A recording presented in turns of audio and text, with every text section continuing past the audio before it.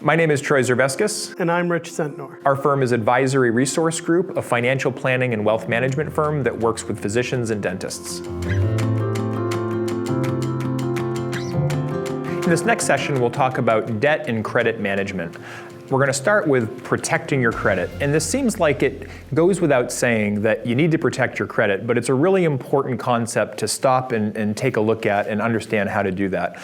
Rich, what are some of the best practices around protecting your credit? Yeah, absolutely. So it's a very important piece. One of the biggest things that we talk about is that you got to make sure that you are organized, right? One of the best ways to be able to do that is make sure you open your mail. And obviously in this day and age, that means email as well. If you get emails from your lenders or if you get mail from your lenders, you need to address them. You can't just ignore and hope that it's going to go away. That's one of the biggest ways that we see that people get themselves in credit trouble. So be organized. We recommend putting a file on your laptop that's just kind of financial stuff or credit information, and make sure that you know where everything is so that you're able to access it. Yeah, we like the idea of keeping a journal too. Every time you talk to your credit card companies, every time you talk to your lenders, make sure you're taking notes so that you have something along the way to refer back to of what those conversations were. So another element that's really important is knowing your debt, knowing who you owe what to, because it's not an excuse to say that something didn't come in the mail or I didn't see an email.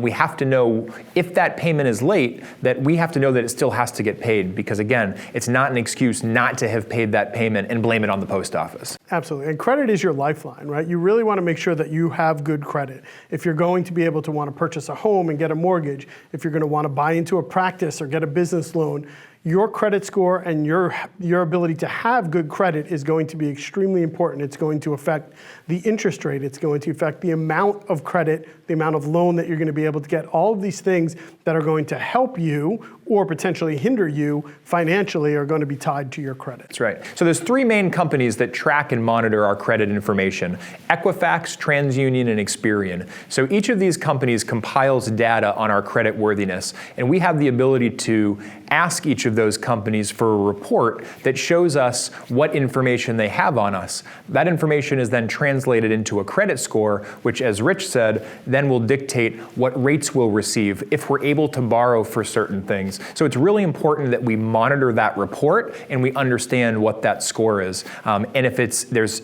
information that shouldn't be there, it's really important that we correct it. Yeah, and we'll talk about the details of the credit score in a little bit here, but basically understanding and making sure that those reports are accurate and there's not information on there that shouldn't be on there and that it is what it's supposed to be. So that then brings us to how do they calculate our score?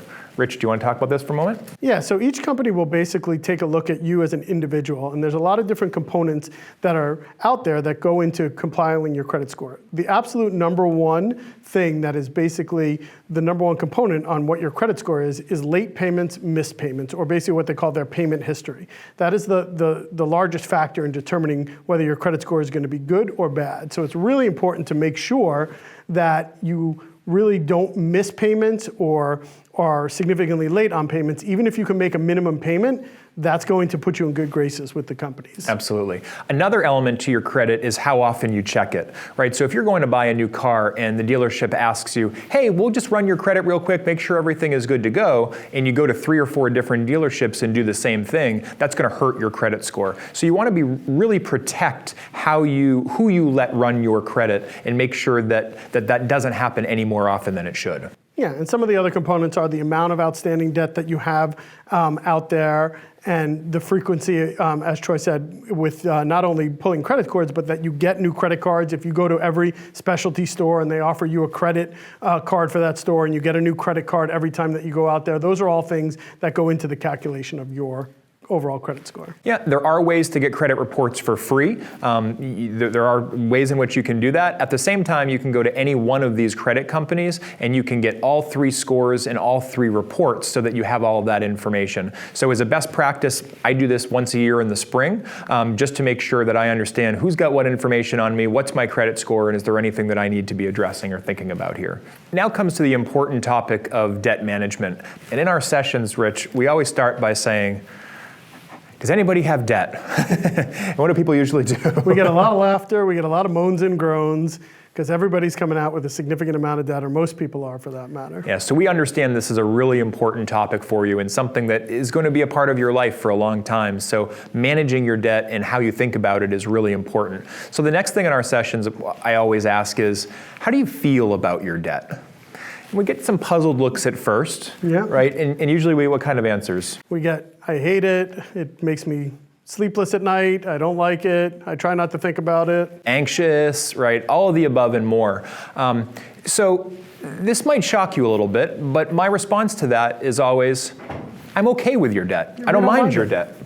Why would we say that? Why we say that is that if you look at every corporation in America, they all have debt on their balance sheet. Why is that?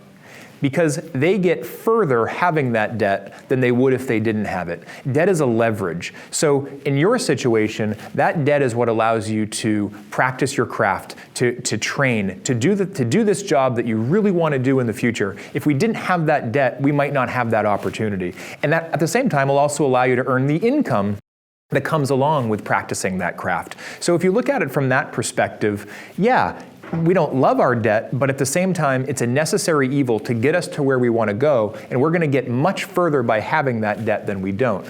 At the same time, a great deal of responsibility comes along with having that debt. Yeah, and we've seen this story play out for a long time, over 20 years, and basically we can tell you that that leverage play, that debt works out for you in the long run. You're in a career, you're in a profession where you can earn a good living, and that's going to really work out for you in the long run. What helps is being able to manage that debt in the best way possible. And that's basically what we're talking about.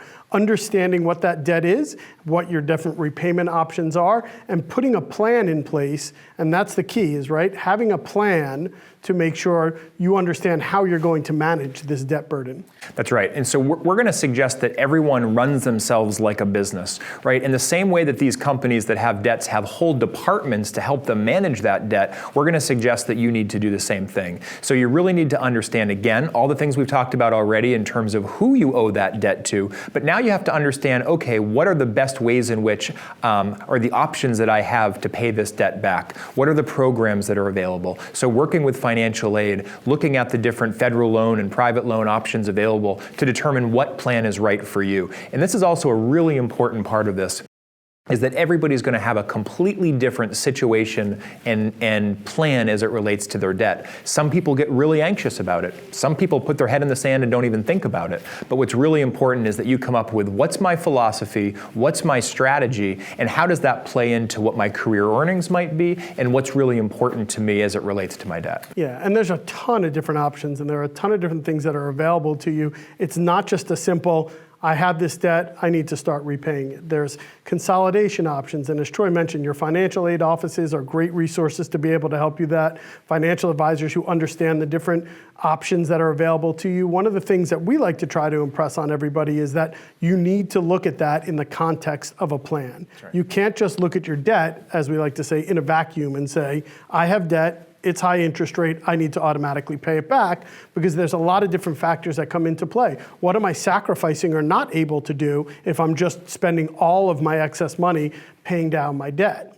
Now, by no means are we saying don't pay down your debt, no, but you need to really look at it in the overall context of what does your entire financial picture look like, and how does debt repayment play into that? Yeah, and an important illustration of that is in the dental community, right? So when a new dentist comes out and might have, in the world that we're in right now, $300,000, $400,000, $500,000 of debt, if they put every penny they have into paying that debt back, they might not accumulate savings. Well, in order to purchase a practice, you need to have savings in the background. You might not necessarily need it to put towards the practice, but you need to have it in the background. So if we look at that as saying, okay, well, how quickly can I buy a practice? Just paying down that debt might have an impact on their ability to purchase a practice. And if you look at historically what incomes of an associate dentist versus a practice owner dentist might be, those could be, several $100,000, even a year difference in some circumstances. Yeah, absolutely. And it's as simple as, also, if you're spending all of your money doing that and you're not saving to buy a house and you're spending that money on rent as opposed to building equity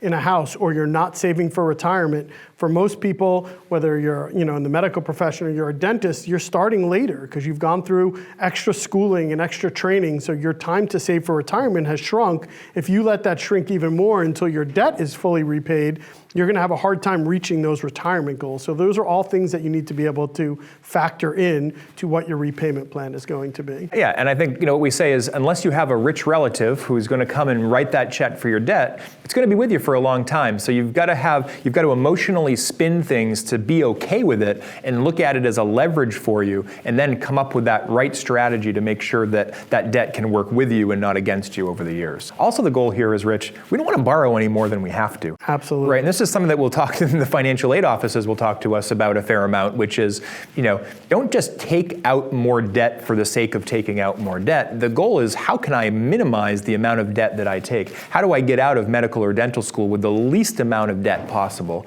And any way that you can mitigate that is going to be a good thing in the long run. Absolutely.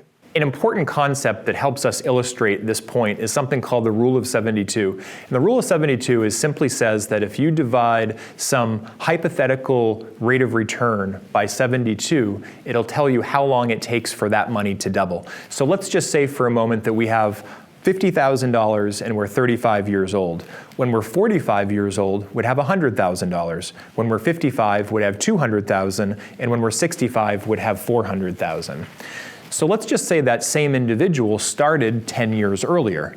Then that 50,000 at age 25 would be 100,000 at 35, 200,000 at 45, 400,000 at 55, but then 800,000 at 65. So when you think about what that means, it's that last double which made such a profound impact on the overall savings plan. So if we don't begin, and again, I'll say it from the context of debt repayment, if we put all of our attention and focus towards debt and don't begin saving, then it's that last double that we're missing. And it's that last double that can oftentimes make the difference between a successful retirement or not. Yeah, absolutely. What we like to say, it's trying to find that right balance of debt repayment without sacrificing all of the other things like savings or retirement.